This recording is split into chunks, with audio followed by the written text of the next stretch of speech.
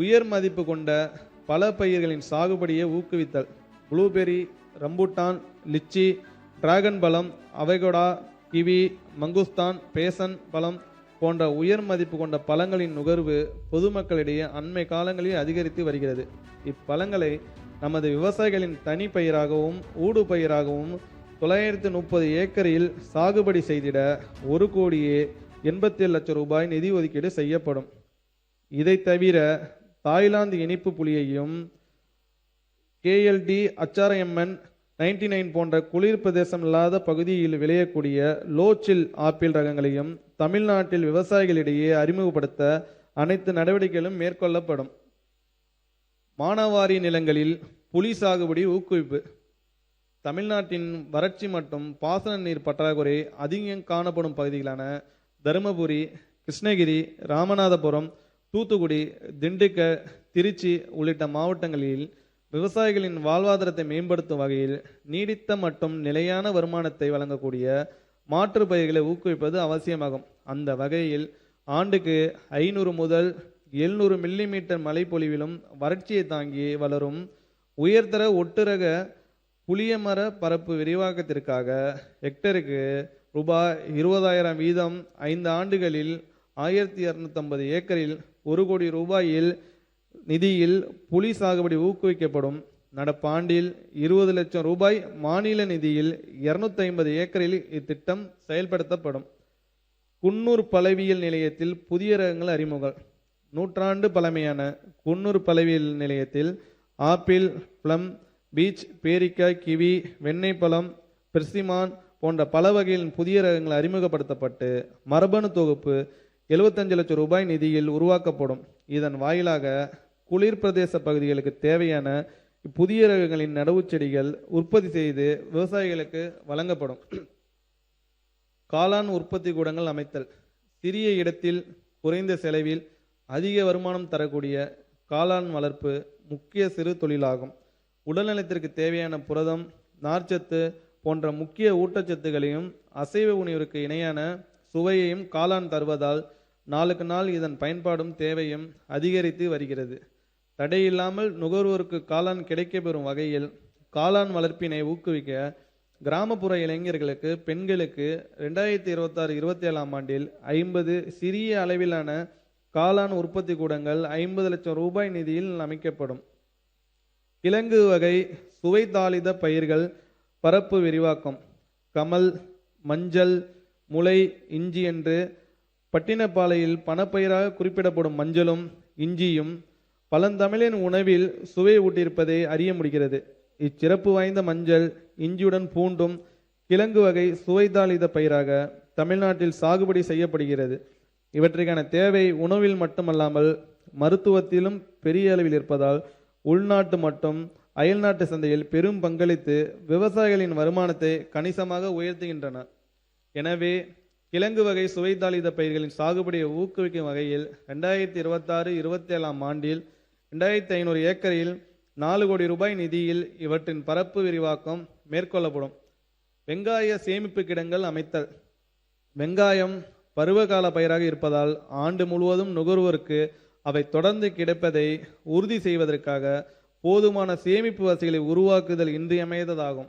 இது வெங்காயத்தின் விலை ஏற்றத்தாழ்வுகளை கட்டுப்படுத்தவும், விநியோகத்தில் ஏற்படும் நிலையற்ற தன்மையை களையவும், திடீர் விலை உயர்வை தடுக்கவும் பெரிதும் உதவும். எனவே 2026-27 ஆண்டில் 57,000 மெட்ரிக் டன் கொள்ளளவு கொண்ட வெங்காய சேமிப்பு கிடங்குகள் 22,80 லட்சம் ரூபாய் நிதியில் அமைக்கப்படும். பழங்கள், காய்கறிகளின் பாரம்பரிய ரகங்களை ஊக்குவித்தல். பழங்கால மக்களின் உணவு பழக்க வழக்கத்தை இந்த தலைமுறையினர் அறிய செய்யவும், வீட்டு தோட்டங்களிலும் மலைப்பகுதியில் மட்டுமே சாகுபடி செய்யப்படும் பாரம்பரிய காய்கறிகள் பல ரகங்களை மீட்டு பெரும்பான்மையாக சாகுபடி செய்வதை ஊக்குவிக்க வேண்டியது அவசியமாகிறது.